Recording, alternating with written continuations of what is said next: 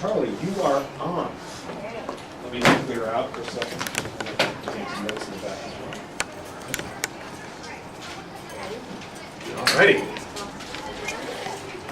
This is Dr. Brian Berg. He's an ER doctor, and he's going to talk about my case.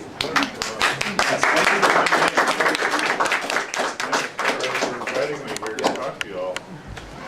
Haven't been in a middle school class for quite a while. I work at the emergency department at River Bend, and so I'm not a heart surgeon, but I do see a lot of heart-related illness and problems that also get into the surgical part of it in many cases. So Charlie, I know, had some questions to ask me specifically. One of them, I think the first one on the list,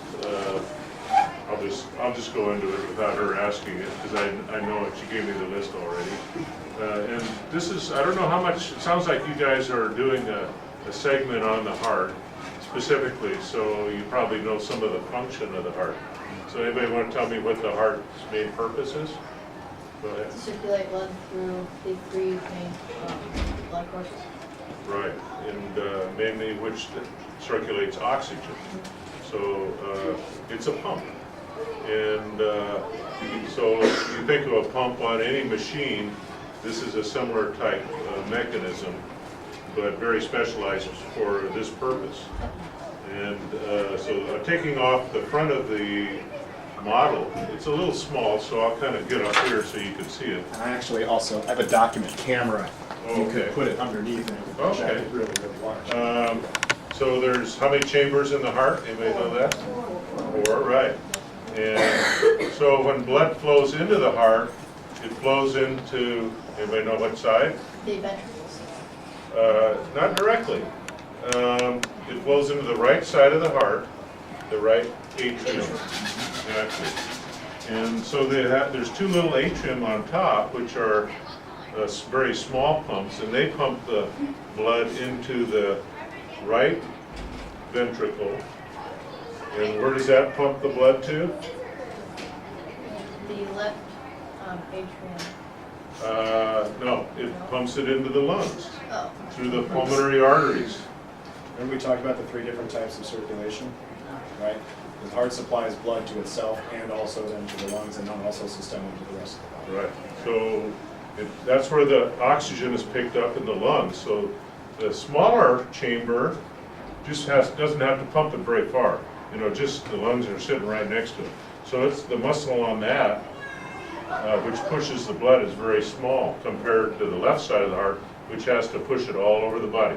So then the blood comes back from the lungs into the left atrium, the little chamber on top, on the other side of the heart, and then that pumps it through this, I don't know if you can see it, I'll pass this around after I'm done talking here in a second, through a valve into it's a one-way valve, so it only goes one direction. Why is that important? Do you remember why? In the atrium, the blood has come back from the lungs with what in it? Justin? And if it's going pumping through that valve one way, what do you not want to have go back in the other direction? Yeah. Right, exactly. And then this big muscle on the left side of the left ventricle pumps it all through the aorta, through all areas of the body, your brain, your legs, and as you can see, it splits off in many different. The red is arteries. That means it's pumping from the heart. The blue coming back is the blood veins, Which carry what kind of blood? Deoxygenated. Yeah. So that's the basics. I'll just pass this around. And on the outside of this is a lot of little arteries that come off the aorta and go. These are the coronary arteries, which feed blood to the heart itself. So I'll just pass that around. You guys can look at it and just pass it on. And Charlie's going to ask me some questions. How does your job correspond with the heart as an ER doctor? Well, a fairly high percentage of the patients I see in the emergency department come in for chest pain.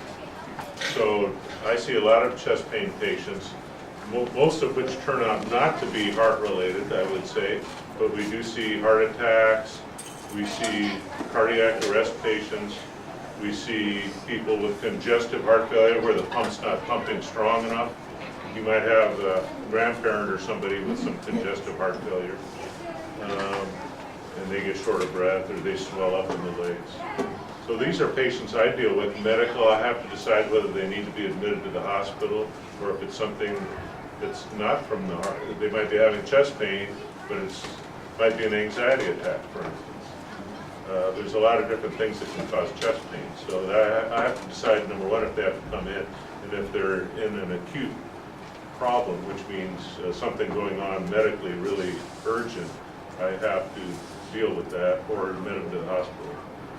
Occasionally rarely I have to do heart surgery myself. So that would be in a case, usually in trauma, meaning some kind of injury. And that's when I used to practice down in Los Angeles, and we had a lot of gunshot wounds and things like that, stab wounds down there. And occasionally we'd have to open up a chest in the emergency department and try to stop the bleeding there. But that was, of course, we would prefer to send them to the operating room if we had time. So you're doing kind of a lot of triage to help them, eventually surgery that would then get them to Right. sustain them to the OR, These- where they can have the proper surgery. Exactly. These days, most of the heart patients, say they're having a big heart attack, would go to what we call the cardiac cath lab, where they put a catheter up their artery into their heart vessels and try to open up a blockage in one of those. Let me see, where's that little deal in it? Here it is. One of the arteries on the outside, one of the coronary arteries. Gets blocked with a little clot, and then they're having a heart attack. And if that area that artery supplies doesn't get enough blood for a while, that area of muscle can die, and that's a heart attack. So they do a lot of that through catheters nowadays. So they have little balloons that they blow up, and then they could throw a little stent in there. Anybody know what a stent is? Okay, what it is, it's kind of like a spring-loaded metal little length. Say, you ever put your fingers in those Chinese finger traps? They look kind of like that. They're kind of woven, only they spring open when released by the catheter. So they keep the artery open. So first they open up the clot, and then they put one of these spring-loaded catheters in, which is pretty amazing that they could do that through these little tiny arteries from sending it all the way over here. You know, so that's come a long ways. Back when I was first starting, there was a fairly high mortality, even with getting a heart catheterization. That means, do anybody know what high mortality is? Lots of death. Right. People die just from the procedure, or don't make it out of the procedure. And nowadays it's very routine, and even heart surgery is fairly routine nowadays. So that's one type of surgical intervention where they do it through a catheter. Sometimes they can't do it through a catheter. Say there's a whole lot of arteries that are blocked. Has anybody heard of bypass surgery? That's where they take like a vein from your leg, and they clean it off, and they put it on the arteries of the heart to bypass that little segment that's blocked. That would be a fairly common heart surgery, although it's becoming less common as they can do more through the catheter itself. Then they don't have to open up your chest. They can just do that. Other scenario where you see fairly a number of heart surgeries would be in congenital heart defects. Does anybody know what a congenital heart defect is, for instance? Is that when you're born with heart defect? Exactly.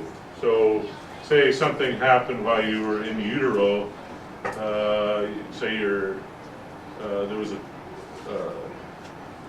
problem with your chromosomes or exposure to a medicine or an illness by your mother when you're in utero, you can have a malformation of your heart.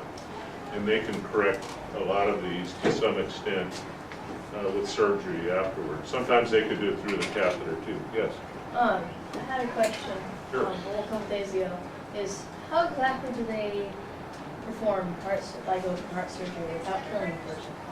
Well, they usually, if you see somebody that's had heart surgery, they usually have a scar right down the middle of their sternum. So they take a bone saw and cut right through that bone, which sounds pretty gross. But then, depending on the surgery they're doing, they might have to be put on heart bypass machine that to pump the circulation through an oxygenating machine while the heart itself is not working. Otherwise, the patient would obviously die if they weren't getting oxygen for 15 minutes. How would they switch the things to the machine without, like, fast enough to take the heart out? And They connect tubing.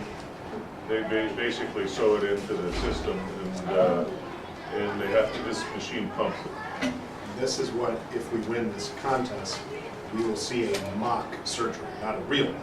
We will see a mock surgery neat. like that, which is part of That'd be this pretty project. exciting. Yeah, that's really neat. Yes.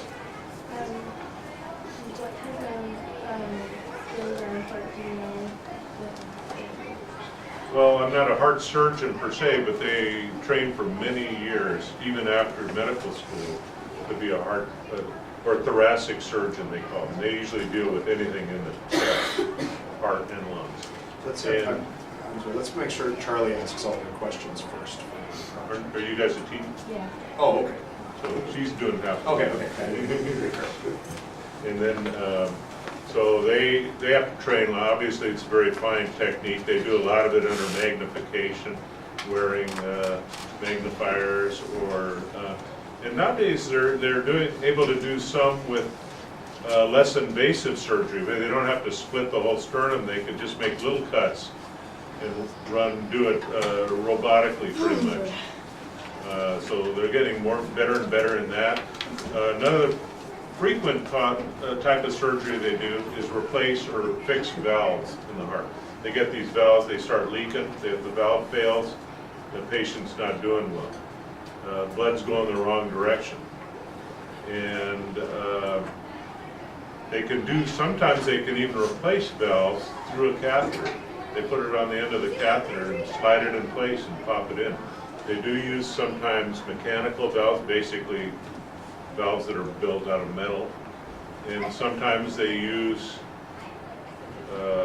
biologic valves, which are biological tissue taken from animals, like pig valves and things like that, or there's a bunch of different sources.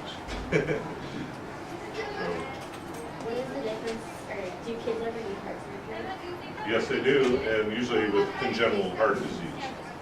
And there's quite a few different types of syndromes, some of which require surgery and some of them which don't. And some which correct themselves. A lot of people have holes in the heart between the right and left side. Like a atrial septal defect would mean the septum in between the two atrium has a hole in it. A VSD, a ventricular septal defect, would be a hole in there. Sometimes they just put a little patch over the hole. Sorry, general comment. You guys were in 6th grade last year, but we had a student last year, Matthew Baldwin,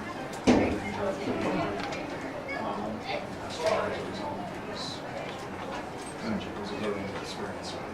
Things like that.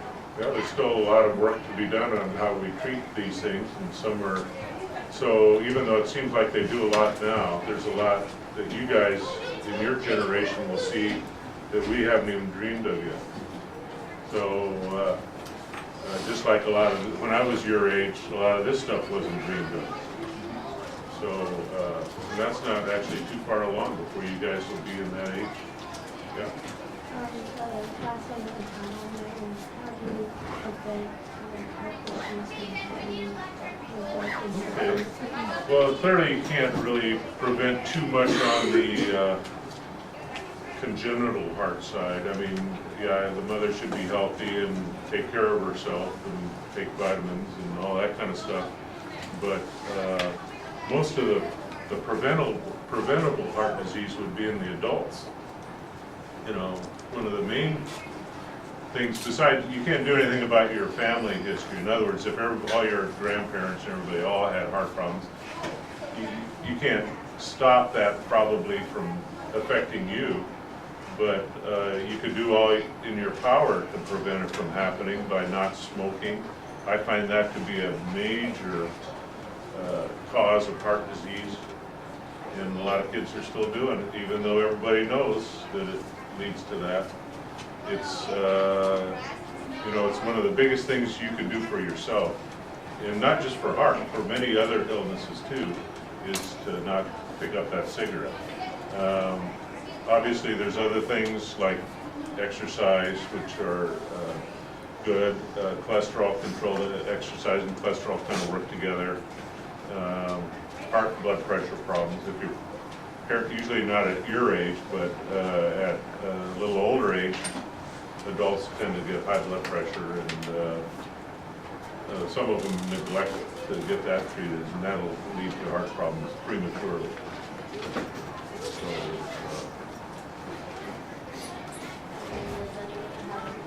Unless you need to be the question? All right, great. Let's open the floor, please. sure. Do you have a, how long were you in school to become a? Well, I went to undergraduate college, and that's, you know, the usual 4 years or plus. And then medical school is 4 years, and emergency medicine is 3 or 4 years. On top of that, that's a residency. So it's school, you're learning, it's kind of on-the-job learning. You get paid some to do that. Yeah. So you're not, it's not all outgoing at that point, but it's still, you know, an educational experience, yes. Do you work with like heart defects? We see them sometimes. Most of them, if they're gonna need heart defect surgery, most of them would, the more severe ones would go up to Portland. To one of the pediatric centers up there, but we do some here. I certainly see them. I've seen a couple just this week. Yeah. What's the most common age people have heart Well, heart disease, like the coronary artery disease, blocked arteries, the older you get, the more common it gets. But I've seen it in as early as in the 20s. Usually people with risk factors, high blood pressure, not treated, family history, smokers, you know, so it can be very young. Women tend to get it about 5 or 10 years later than men because they're protected somewhat by the hormone estrogen. So, yeah. I just forgot. Okay. Yeah. I think we've all seen like shows like House or ER.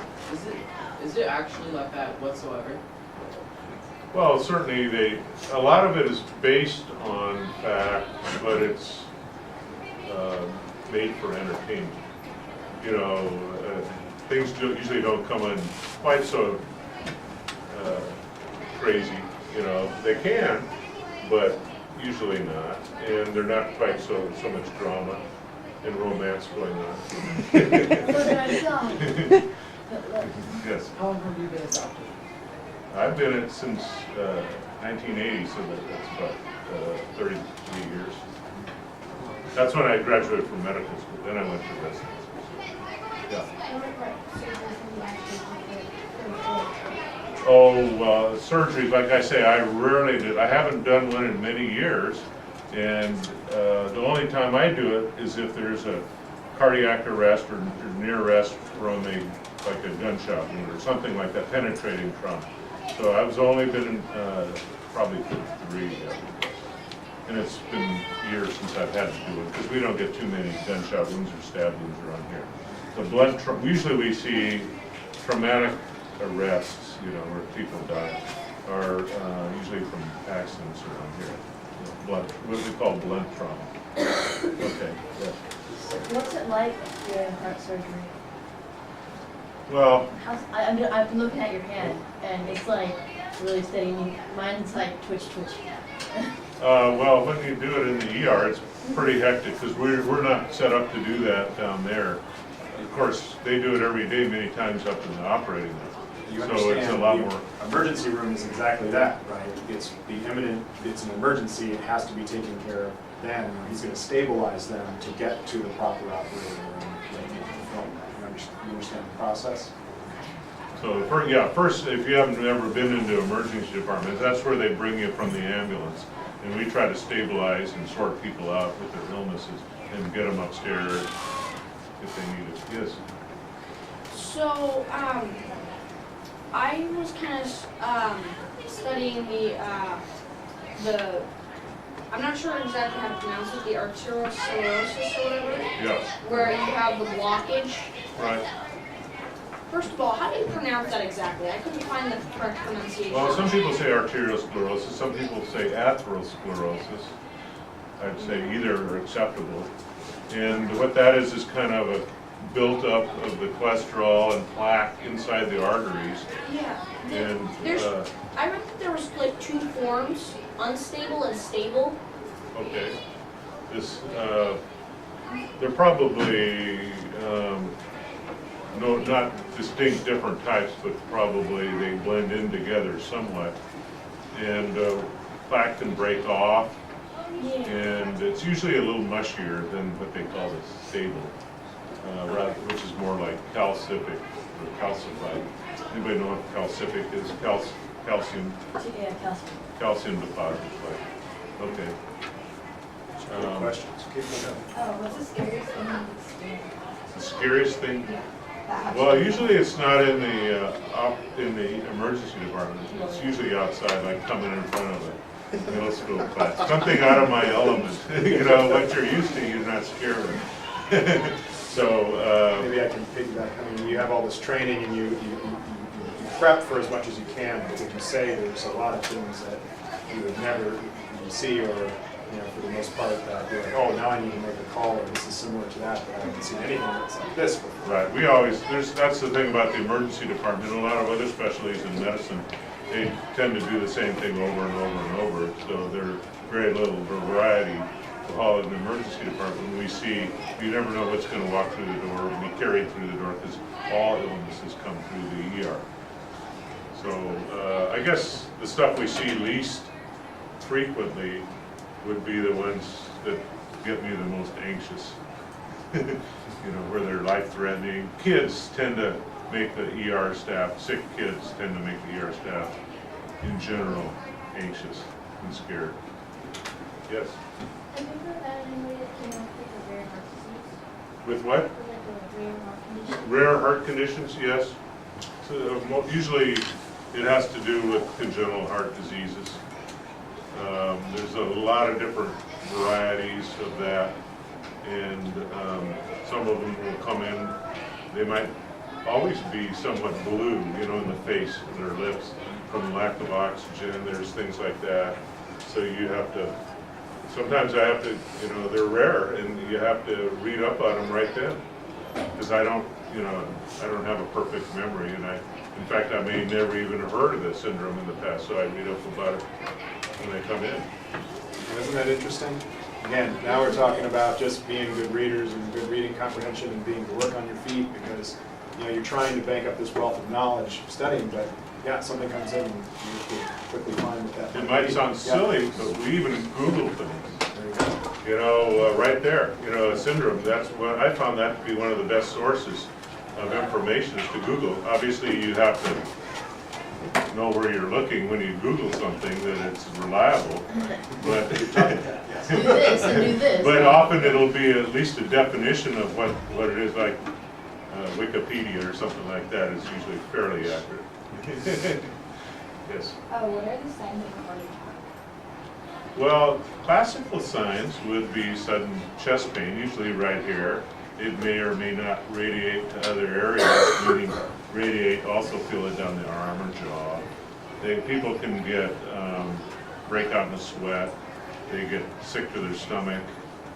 They can feel short of breath. Those are classical signs. Women actually tend to be a little more common to have what we call atypical presentations. Now, they might have a bellyache with it, or you know, feel it in a different location, and I'm not sure why, but that's been suggested a number of times.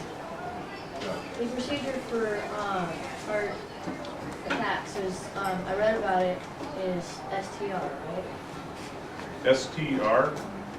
I'm not sure what It's that is. tell them to smile, raise their arms, and talk if they can't do them. Well, those are always good advice, but I'm not sure Is how it- that is it relates to a heart accurate? attack. I haven't heard that one myself, so I can't even comment on that.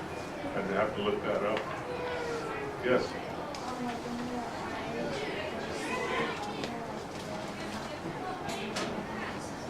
No, I didn't actually decide I was going to be a doctor till my second year of college. So I had to switch majors, which is always a pain, but, What were you doing at the time? I was political science major, my first year. So total opposite end of, I wasn't even in science at that time. That's a great point to say, guys, you don't have to have decided right now what you want to do. It changes. Yeah, I advise most young people going into college to be undecided their first year, unless they're absolutely sure. Don't pick something too narrow, because otherwise you end up having to do a lot more time in college too. And it gets expensive these days. Yes. What's your salary? Well, I'm not on a salary. I'm on a fee for service. So, in general, doctors get paid pretty well.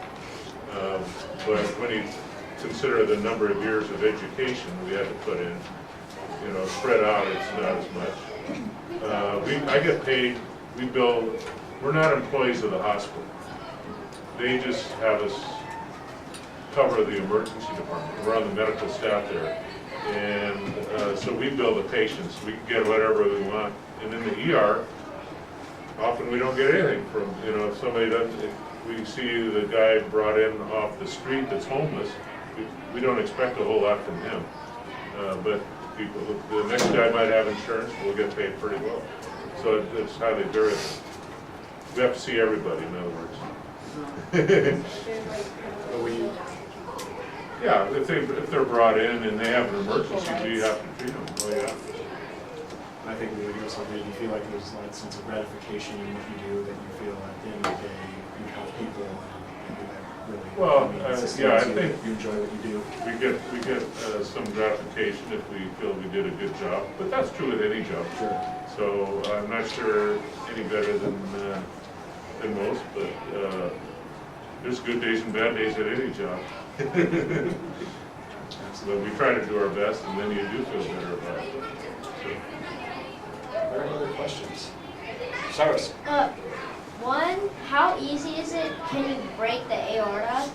And two, can blood clot in the veins? blood can clot in the vein, and that can be a problem in itself. Let's talk about that one first. The most common place blood can clot in the vein is in the legs and the pelvic veins, so the veins coming up here. That's what we call a deep venous thrombosis. Thrombosis means a clot. But that would cause pain and swelling in your leg, which isn't too bad, but that clot can break off and go, where would it go? So if it went back to the heart, it would go up through the inferior vena cava and enter the bottom of the heart, that big blue thing down here, enter into the right atrium. And then it would go down through this valve, the tricuspid valve, and get pumped into the lungs. Now the lungs, that's where the problem arises. The lungs are like a big, real small vessels. And the clot gets stuck in those vessels and causes a pulmonary embolus. So that clot down here breaks off, goes to the lungs, and then it can be a big clot sitting there blocking the blood flow to the lungs, so you don't get any oxygen, you can die from it. So that's a blood clot in the veins. The artery breaking, that's a good question, because has anybody heard of an aneurysm? Oh, yeah. Okay. It can happen in any artery. When it happens in the brain, it's real bad, because, you know, nobody wants to bleed in the brain. That's really life-threatening. But have you ever seen a hose that gets those lump bubbles on? you know, out from pressure and old hose. Well, that's like an aneurysm. It's a pressure-induced bubble in the artery. And the aorta can bubble up like that. And if it gets big enough, it'll break. And you can imagine the blood flow coming out of that artery into your belly, or some other artery that has an aneurysm on it. It's very different. You don't live very long when that happens. There's a famous actor, John Ritter, who died in the City? intersection. Okay. It was instant. Yeah, I mean, It felt really you terrible don't when suffer too bad, but just for minutes, because you're not going to live very long. So we try to identify those people that are starting to tear their aorta or even before in the emergency department, so they can get to surgery before the dam breaks. Anybody else have any questions? Dr. Berg, thank you so very much. Everybody,